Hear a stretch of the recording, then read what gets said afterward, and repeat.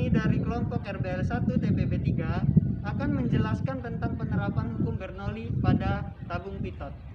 Izin memperkenalkan diri, nama saya Alfian Sayuda Pratama dari Prodi Sains Data dengan nomor NIM 120450048. Perkenalkan, nama saya Belinda Sinaga dari Prodi Kimia NIM 120270089. Perkenalkan, nama saya Stefani Mariska, Prodi Kimia, NIM 1207047. Izin memperkenalkan diri, nama saya Lis Nurani dari Prodi Sains Data, nomor induk mahasiswa 1204500555. Izin memperkenalkan diri, saya Siti Nur Azizah dari Prodi Sains Data dengan NIM 120450063. Hukum Bernoulli. Hukum Bernoulli adalah kenaikan kecepatan aliran fluida dapat menyebabkan penurunan tekanan fluida secara bersamaan. Artinya, saat aliran fluida meningkat, tekanan fluida tersebut akan turun. Dengan demikian, energi potensial yang dimiliki fluida akan turun. Sebaliknya, saat kecepatan aliran fluida turun, tekanan fluida akan naik. Hukum ini ditemukan oleh ilmuwan Swiss yang bernama Daniel Bernoulli pada tahun 1738. Hukum ini bisa diaplikasikan pada berbagai jenis fluida dengan syarat-syarat tertentu, yaitu 1. Fluida tidak dapat dimampatkan. Yang kedua, fluida tidak memiliki viskositas. Yang ketiga, aliran fluida tetap. Yang keempat, aliran fluida tidak memiliki pusaran dan tetap. Yang kelima, energi tidak hilang akibat gesekan antara fluida dan dinding serta turbulen. Yang keenam, tidak ada transfer energi kalor.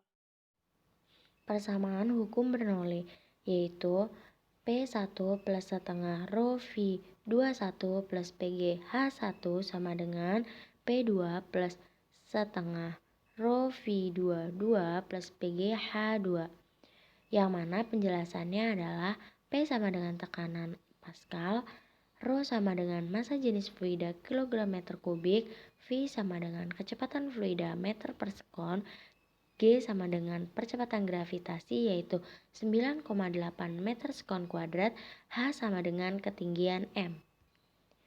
Salah satu metode untuk menentukan laju dari fluida adalah dengan tabung pitot.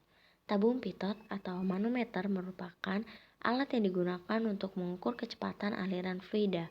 Alat ini digunakan untuk mengukur kecepatan angin atau gas dalam sebuah pipa. Tabung pitot terdiri dari tabung vertikal yang diletakkan mendatar dan tabung U. Tabung pitot ini ditemukan oleh insinyur berkebangsaan Prancis yang bernama Henri Pitot pada awal abad ke-18. Dengan menggunakan prinsip hukum Bernoulli, laju aliran gas dalam pipa dirumuskan dengan V sama dengan akar 2G rho aksen H per rho.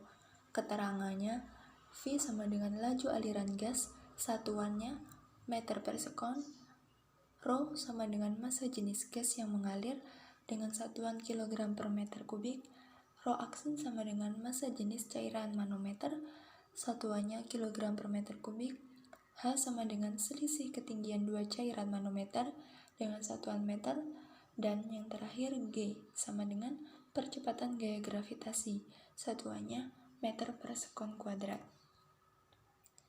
Dalam percobaannya, kelompok kami membuat tabung pitot sederhana dari bekas kiko dan juga sedotan bekas. Alat dan bahan yang dibutuhkan yaitu yang pertama ada sedotan, yang kedua ada kiko, yang ketiga air, 4 gunting, 5 lem bakar, dan yang terakhir keenam korek api. Cara pembuatan tabung pitot sederhana. Gunting kiko dan sedotan sesuai dengan kebutuhan. Kedua, bangunkan kiko dan sedotan seperti bentuk tabung pitot. Habis itu rekatkan menggunakan lem bakar, tunggu sampai lem mengering, dan isi tabung pitot dengan air sebagai percobaan. Sudah jadi. Ini dia alatnya. Nah, Cara kerja tabung pitot adalah ketika di dalam keadaan diam, cairan dalam kedua sisi tabung pitot seimbang atau sama dengan tekanan dalam tabung 0 karena tidak ada kecepatan dan kelajuan. Saat memiliki kecepatan bertekanan udara masuk, ke dalam salah satu sisi tabung yang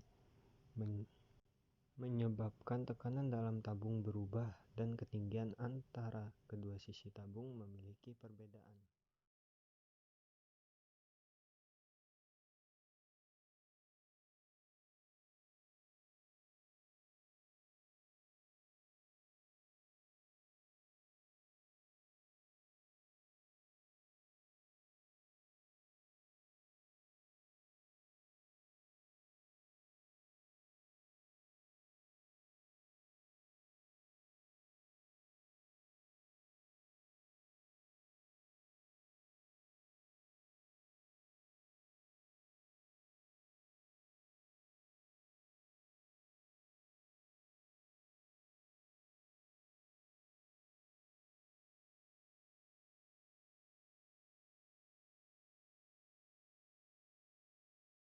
Berikut beberapa kegunaan dan juga aplikasi pada tabung pitot. Yang pertama, untuk mengukur kecepatan udara pada pesawat terbang. Yang kedua, untuk menentukan kecepatan angin dalam terowongan. Yang ketiga, untuk menghitung kecepatan aliran pada pipa. Dan yang terakhir, untuk mengukur tekanan fluida pada wind tunnel. Kemudian ada juga beberapa kelebihan dan juga kekurangan pada tabung pitot. Beberapa kelebihannya yaitu susunannya yang sangat sederhana, relatif mudah dibuat, dan juga kita bisa memanfaatkan benda-benda di sekitar. Kemudian beberapa kekurangannya yaitu tingkat keakuratannya sangat rendah dan juga pipa harus dibuat dengan lurus supaya kecepatan aliran mendapatkan hasil yang baik.